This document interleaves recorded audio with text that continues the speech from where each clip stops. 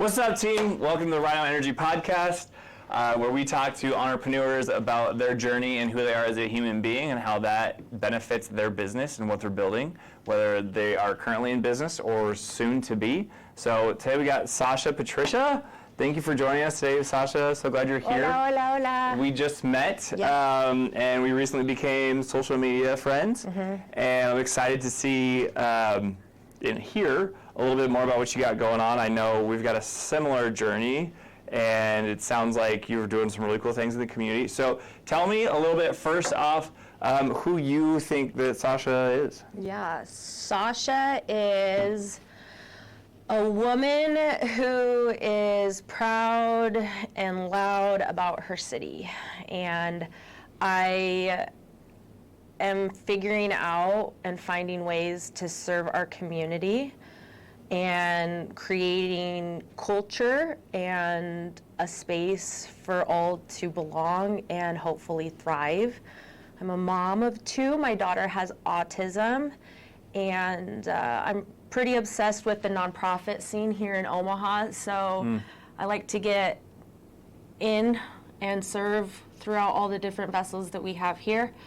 I think my most fun things that I do is I love to skate, roller skate, and then I use my roller skates to help me train for ultramarathons.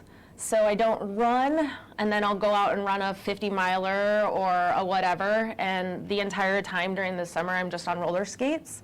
And no one told me to do this. Wow. No one guided me or educated me on any of this. But I thought, how can I save my bones, my joints, strengthen my hips, my knees, just like hockey players do? And so I started skating, and I've actually become a better ultramarathoner because of it, and my body doesn't have any wear and tear. Wow, that's so cool. I'm gonna need to send this to my buddy Jeff. He runs ultras. Yeah, so you'll find me like in the summertime just on the streets doing like 15 miles on skates. That's so cool. I did that. I did 20 miles on rollerblades once, and I was chafing really bad. I don't think I was wearing the right stuff. That's awesome. Very cool. That's so fun too, and like, what's such a great activity to just like roller skates, not blades. No, and skates. you like you go distances. Yes. On these skates. Fortunately for me, I live like in an area where it's very conducive to my skate life. Okay. So it's very flat in Waterloo. It's just a lot of flat, no traffic. So I will go out there and just, like I said, 15 miles at a time, and it will take like an hour and some change, and it's done, knocked it out, and That's so cool. stronger and all of that. So Neat. and I'm healing my inner child, Totally. you know? Yeah. If you're not having fun, what are you doing? Exactly. Yeah. Totally. So that's cool. So what do you believe that anybody that you know or the community believes that Sasha is? What do they see when they see Sasha? I hope that when they see me, they feel loved. That's all I want. I think that's what we were put here to do. I think that we have lost sight of that, and I don't think love can compete. So if we just embody who we really are meant to be and become so incredibly aligned with ourselves, we will see that at the end of the day, that all we were supposed to do this entire time was champion love. That was it. I love that. Thank you. No pun intended. Yeah. That speaks to my core as a human being. I think that speaks to so many people more than we allow ourselves to believe. I think there's so many of us that think that there's not love in this world, but the only reason that that might be true is because we're thinking that. And maybe we haven't experienced love in a unconditional way because we were possibly raised in an environment that didn't give us unconditional love.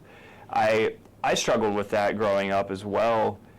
Not that that's what you said, but I know through my journey, and I think a lot of people that I've talked to about this is we're raised with expectations. And when there's expectations, that's not unconditional love. That is conditional love, because if you don't follow through on the expectations, then you're not loved.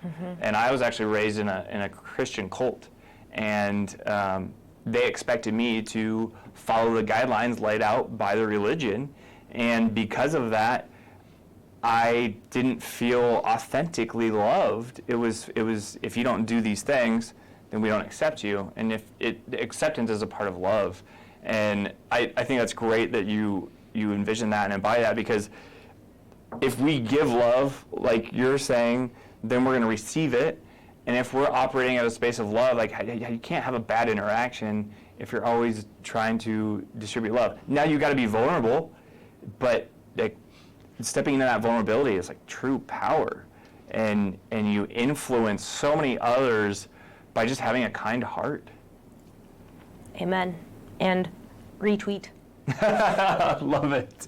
Bring Twitter back. And now, how have you used that to help shape your entrepreneur journey? And tell me a little bit about what you've been focused on this last year, how you got there. Sure. In July of 2029, or July 29th of 2014, I was like at the height of my career. I was working for a big tech company. I had been there for 8 years. I had gotten an email that day that one of my close friends had died by suicide.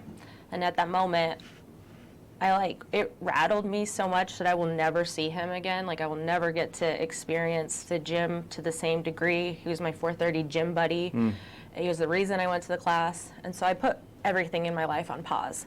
Everything. And this last April, I came out of that hibernation and I stopped doing anything that isn't in alignment with me. So I left corporate America after 8.5 years. Let's go. Yay! And literally when people ask me, what do you do? The only way that I can surmise what Sasha does on a day-to-day basis is I serve. And that's what I do. I serve from the moment that I wake up to the moment that I can power that off and get into the Real Housewives of whatever trash I'm watching. That's how I get there. That's what I do. But from the moment that I wake up until the moment that I can be of the human flesh experience, I serve. And I find different ways to take what my strengths and my assets that God has equipped me with, and I go out there and I find the people who are also in alignment with themselves that realize that I'm not here to compete with you. I am just a beautiful addition to what you've got going on. How can I help you? And how can we both move forward together in collaboration to build and interweave and strengthen the fibers of our city? That's what I do. I love that. That's so powerful, and it's so easy if we let it be easy. Amen. And you, of course, you've got to be connected with yourself and able to, in order to do that on an exterior level. Absolutely. And so I admire the fact that I'm sure you've been through plenty of adversity in your life, and you've probably had to reconnect with yourself, and then through the power of reconnecting with yourself, now you've probably always had a heart for helping others, but now you're able to do it on a more exponential level. Absolutely. I can recognize that because I myself have gone through some similar things where, like, I always want to help build everybody else around me. I love that you said there's no competition, because it's not. We're here to support each other and encourage each other. Viewing everybody as competition, everyone's so unique and has their own individual life. Those lives intertwine, like you said, and like, so I had a general contracting company. You know how many people have general contracting companies in Omaha, Nebraska? There's so many damn roofers, but there's no competition because there's no Grand Stonebreakers. Right, and so I connected with people on a human level, and that's why I was able to build my client base, because I actually cared about this as a human being, not what are the dollars and cents I can make here. As soon as you start talking bad about this company and that company, then now people are thinking, well, why is he talking bad about them and that? Because now then that must be something he's insecure about. That's usually what that means, right? When we're talking about other people's faults, we're actually recognizing those faults in ourselves, but we're able to see it in somebody else, and so we'll point it out in them. And it's so crazy. It's like we end up having the exact opposite effect that we desire in those moments. And so if we can see how we can support each other and build each other, like, we're all on the same team. And I talk about this all the time. It doesn't matter if you're homeless. It doesn't matter if you're a billionaire. I've got friends that are both. I've got friends that are currently in rehab that I'm super proud of them. Amen. They've been able to humble themselves enough to realize that they need help. But they're not any less of a human being than my billionaire friends. I don't know. Aren't they stronger?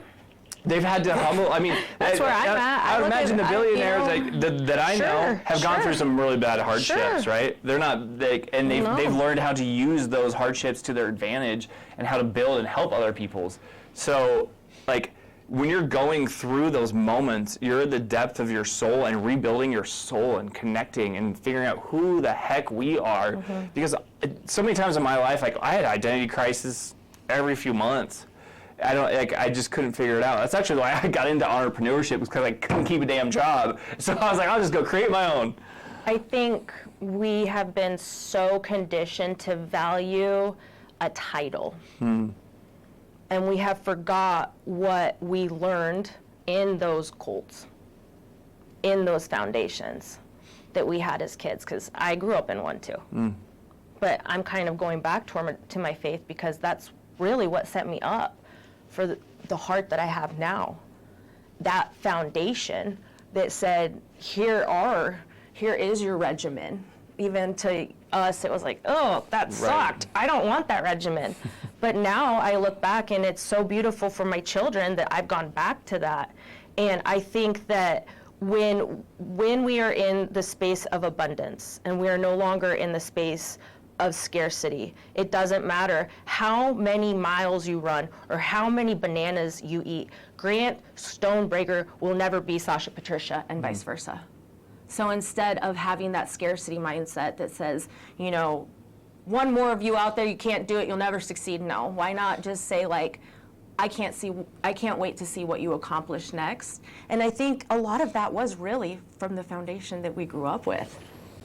Yeah, and structure is so important, because without it, you can't really make progress. Correct. Like James Clear preaches about, you don't rise to the level of your goals, you fall to the level of your systems. And so if you are working on things and goals, I mean, I'm the goal setting king here. Like, that's what I do. And so I know the importance and the impact of manifesting, but you also have to have systems along with that. And so you've got to connect the two together so they work together.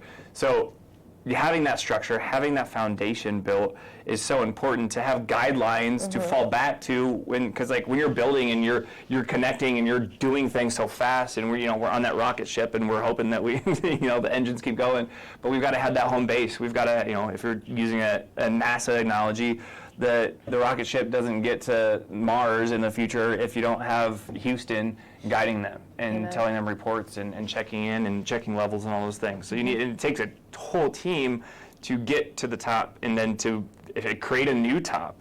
There's so much room at the top, but we've got to like look inside the mirror and see in ourselves. Like, I'm writing my second book right now, and I talk about Dr. Martin Luther King and how he had so much greatness inside of him. But we all have that greatness inside of us. Every single human being on this earth has that level of greatness inside of them, and you know it.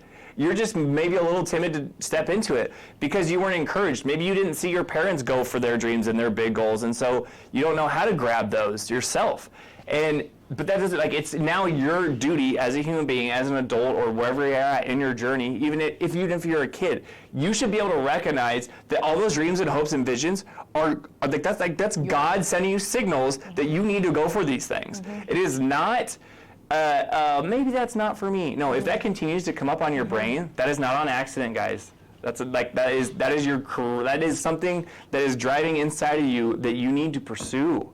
Yeah, and if you don't know how to get there, if you're like, I hear these things, but I don't know how to get there, my challenge to you and my permission slip to you is to start saying no when you actually want to say no, and it's a baby step.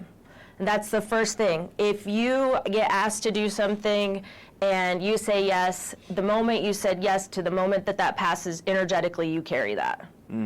And if you can say, no, I do not want to do that, that creates space for you to respect me for respecting myself energetically. So for anyone who says, I hear something and I don't know how to follow it, start saying no. Because the more you say no, the more you create an area, a space, a place, and a time to now give that space, place, and time for the thing that God called for you to create. I had to say no to corporate America so that I could say yes to serving my city. Yes, I love that. It's so, I'm so glad you brought that up. So my keynote that I've been delivering lately is the power of yes. However, the whole beginning of that is exactly what you just said. You've got to learn how to say no to the old you. You got to say no to the old association. You've got to say no to your limiting beliefs. You got to say no to your old mindset. You got to say no to the people that hold you back, which is typically ourselves. You got to say no to, in order to say yes to the future that you want. You can't, the power of yes isn't activated until you learn how to say no first. Boundaries is a super popular word right now. And in order to allow, like, I've been a people pleaser majority of my life because I love people, and so I want all their dreams to come true. And so I've sacrificed my own in the process of figuring out how I can help others. But then I realized I can't help others unless I help myself first. And it's still something that I'm working on balancing, because you still want to also give everything to everybody else, but you can't do it unless you fill your tank first. You can't pour into somebody else. But I love that you said that, because the whole no thing is it's in order to say yes to the future you want, you have to say no to the future you've been accepting.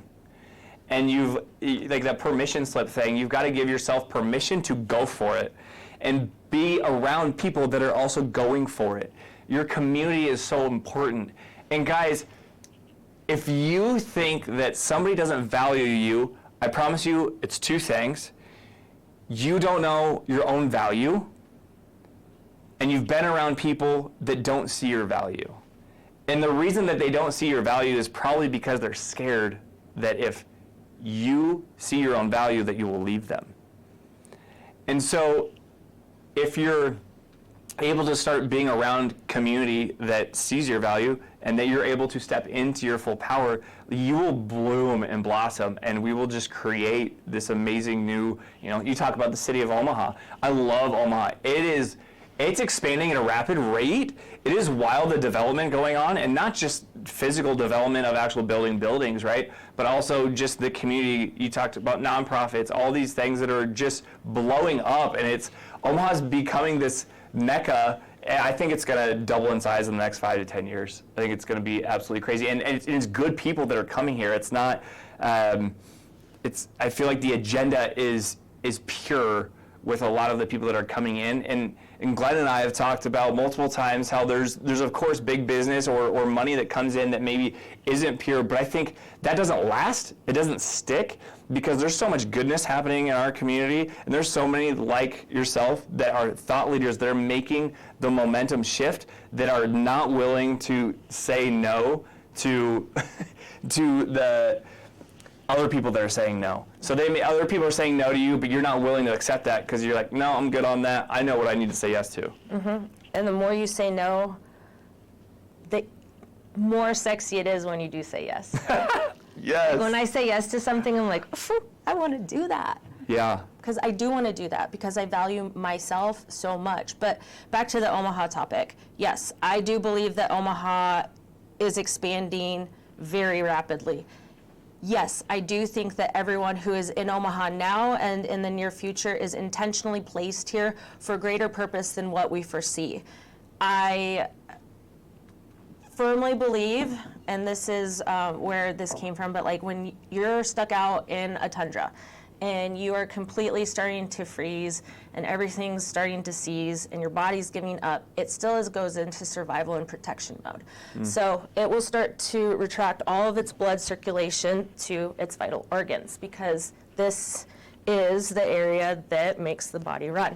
So after a lot of time, it keeps contracting until the last part that will freeze is your heart. Okay? There's a reason why we at this time are placed in the heart of America. And I know for a fact that what you feel as a change has been, this is hundreds of years were in the works of that kindness, from the seeds being implemented. And now it is up to us to till, water, feed, and nourish what is about to blossom, because I genuinely believe that all these thought-provoking, heart-loving, people-serving leaders here in Omaha is doing is we are challenging and championing the change for the greater good. I couldn't agree more. That was beautiful. I don't even have just, I felt that. And you're right. The thought leaders that are stepping out and becoming who they're becoming. Yeah, and see it. It's obvious.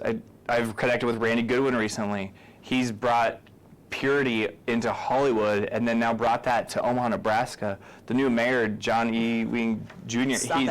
He's so awesome. Do you know how awesome he is? He was a pastor. He was a police officer. And then he was our city treasurer. He has served our city for over 40 years in different realms and capacities to become the mayor. That is why he is the way he is today, and people don't know that. And we are set up for success with him as our backbone. Yeah, totally. I couldn't agree more. I was at a startup summit or something like that recently, and he spoke, and that was the first interaction I had the pleasure of meeting him and hearing him speak, and I was like, how did anybody not vote for this guy? So you know what's even better? And they do say this, and I do believe this is behind every great man is an even better woman. His wife, Dr. Viv, even better. Gem of a woman. So yeah, I think Omaha is a very blessed city. I think it's a very intentional city. And I think, getting thought-provoking leaders on your show and getting other people in community with one another is a huge asset to us and is really what is going to implement change. Yeah, and I like as we're building ourselves, then obviously our community is built, and I challenge everyone to reach out to who you think is the biggest person in your life that you think is maybe big and above you. Reach out, get coffee with them, get lunch with them, just ask them. Like, don't be afraid, because if they say no, you're still living the exact same life anyway. But if they say yes, you have no idea what's going to happen. And the majority of the people who have a good heart, they're going to say yes. I think you'll be shocked. I'm sure you've experienced that before. I've had to get out of my own mindset to ask for help multiple times. I didn't think I was worthy of help. I didn't want to inconvenience people. But then I realized when I had to get over my own damn self and realize that I do have value. And then people, like, the amount of mentoringship and coaching that I've gotten for free from a lot of people, I'm so blessed by. And now I realize the value that I now invest in myself, and now I love to pay a lot of the people that I work with because they invested in me first, and now I'm able to show them how I can show up for them. And so, do you have 3 people in your life that you like to contribute to your development as a human being and also your business? Not 3 people in particular. I am very thankful for the culture that I grew up in. My mom is El Salvadorian. She came up to the United States when she was 20, and I have a very immersive culture, and my mom never hid it from me, and so I was able to grow up and see things that Americans don't. In El Salvador, there's a lot of poverty, and there's a lot of hurt and pain, and I think that and seeing what life could look like really helped me and continues to help me realize why I love this city so much. I've had a lot of beautiful mentors, and I think the biggest thing that has molded me is life experiences, more so setting expectations up for myself to realize that life isn't fair, and it has completely humbled me and made me start over from scratch multiple times. And in those starting overs and what you might think are taking an L because it doesn't match your expectation, if you allow it and you have a growth mindset, you will turn into a person that you never saw coming, ever saw coming.